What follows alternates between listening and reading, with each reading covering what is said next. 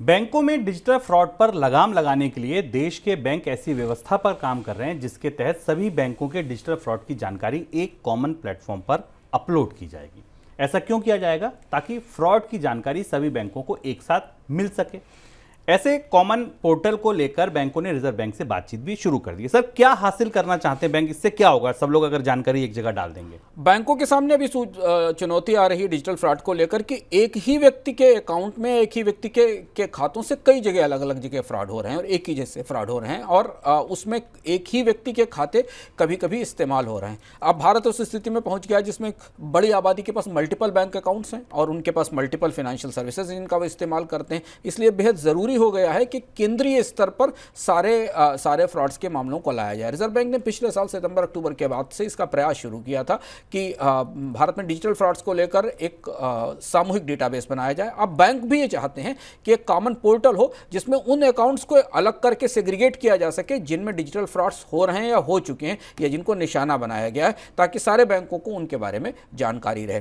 क्योंकि ये इतना कॉम्प्लिकेटेड और डिजिटल फ्रॉड की दुनिया इतनी जटिल है कि इसमें आपस में सूचनाओं का आदान प्रदान बैंकिंग उद्योग के लिए बेहद ज़रूरी हो गया है। सितंबर तिमाही के दौरान देश से कुल वस्तु निर्यात का आंकड़ा 100 अरब डॉलर के नीचे रह सकता है। ऐसा हुआ तो 8 तिमाहियों में यह सबसे कम वस्तु निर्यात होगा। रेटिंग एजेंसी इंडिया रेटिंग्स ने अपनी रिपोर्ट में सितंबर तिमाही के दौरान निर्यात का आंकड़ा घटने की आशंका जताई है।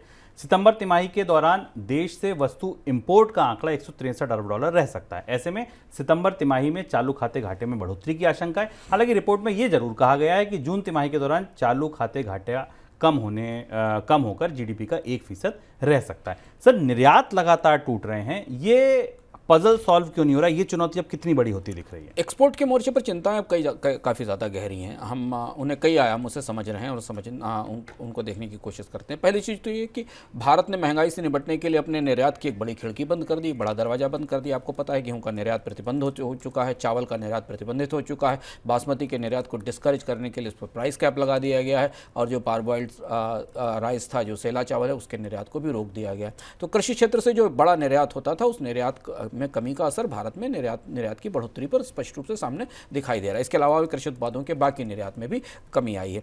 दूसरी एक महत्वपूर्ण बात यह है कि भारत के निर्यात का एक इंजन फिलहाल कभी बंद नहीं हुआ था, धीमा नहीं पड़ा था, वो सर्विसेज एक्सपोर्ट का था।